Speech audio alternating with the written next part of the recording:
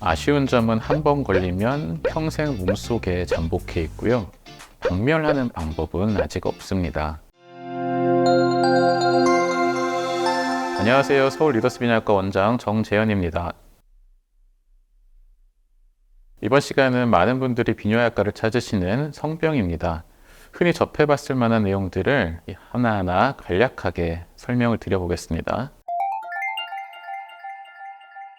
보통 성관계나 구강성교를 통해서 전염되는 요도염은 예전에는 임질이 더 흔했지만 요새는 비임균성 요도염이 더 흔합니다. 임질은 성관계 후에 며칠 내로 고름이 나오거나 소변 볼 때 요도가 따끔거리는 증상이 나오고요. 비임균성 요도염은 비교적 증상이 약해서 고름이라기보다는 옅은 분비물이 나오거나 약간 간지러운 느낌이 있을 수도 있고요. 태반에서는 무증상인 경우가 있기도 합니다. 임질은 늦어도 1, 2주 안에는 증상이 나타나는 편이고 비임균성 요도염은 잠복기가 상대적으로 조금은 더 길어서 아주 길게는 2달까지도 걸린다는 얘기가 있기도 하고요. 균에 따라서 약의 종류가 달라지는데 짧게는 하루 만에 먹는 약도 있고 길게는 일주일까지 먹는 약도 있고 일부에서는 주사가 필요한 경우가 있기도 합니다.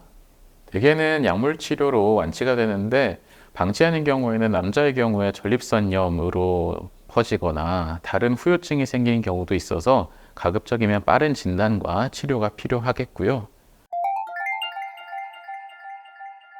요도염 검사는 소변 PCR이라는 기법이 무증상인 경우도 색출을 할 수가 있고 정확도가 매우 높습니다. 종류는 8종, 9종, 12종 개수에 따라서 여러 가지가 있는데요. 선택을 하실 수가 있습니다.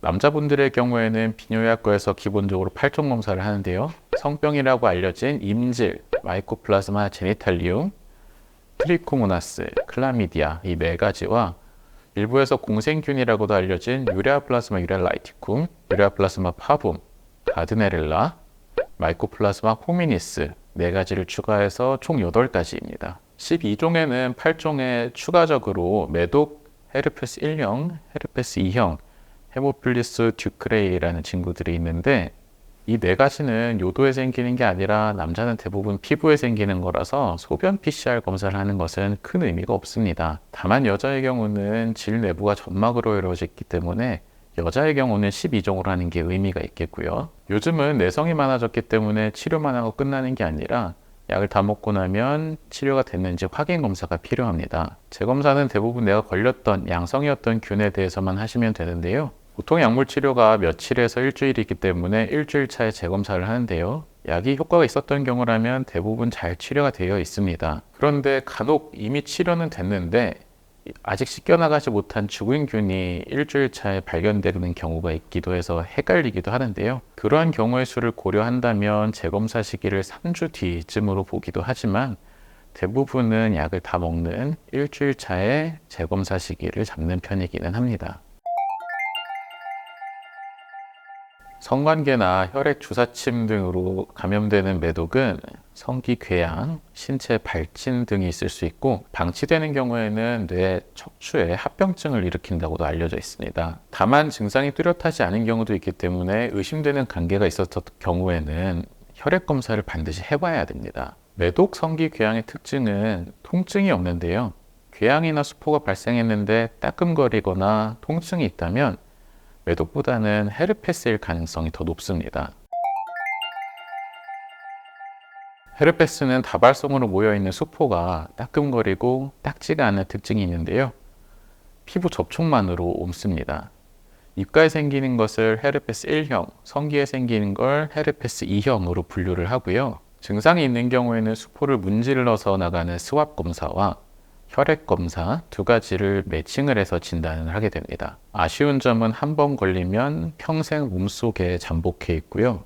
박멸하는 방법은 아직 없습니다. 면역력이 약해질 때 증상이 발생하는 경향이 있는데 수포가 올라오면 반드시 항바이러스제를 복용해서 바이러스의 활성도를 떨어뜨려야 되고 수포가 완전히 사라질 때까지는 피부 접촉, 즉 성 접촉을 금지를 해야 됩니다. 이와는 반대로 오히려 무섭다고 여겨지는 매독은 벤자딘 페니실린이라는 주사로 치료를 하면 치료가 매우 잘 됩니다. 영어로 콘딜로마라고 불리는 곤지름은 성기 사마귀입니다. 생식기나 그 주변, 항문, 또는 요도 내부로까지 번지는 특징이 있죠. HPV, 인유두종 바이러스가 원인이 되는데요. 바이러스에 노출된 시기로부터 사마귀가 나타날 때까지는 잠복기가 보통은 수개월가량 걸린다고 알려져 있습니다. 예전에는 냉동치료, 연고치료 등이 있었지만 요새는 레이저 치료로 단시간 내 그 자리에서 바로 제거가 가능하고요. 특히 요도 입구에 곤지름이 발견된 경우에는 요도 내부 점막에 번지는 경향이 아주 있기 때문에 내시경을 꼭 보셔서 요도 내부에 번져 있는지를 확인해야 되는데요. 내시경은 별로 아프지 않습니다. 심지어 요도 곤지름이 확인된 경우에도 수면을 잠깐 하면 내시경 치료가 금방 끝나 있기 때문에 두려워하시지 마시고 빠른 진단과 치료를 하시는 것이 좋습니다. 대부분의 성병은 빠른 진단과 치료를 한다면 완치가 잘 되거나 합병증 없이 지낼 수가 있습니다. 막연한 두려움을 가지고 지내시기보다는 의심되는 일이 있었다면 전문의의 상담을 받고 관리를 받으시기를 바랍니다. 감사합니다.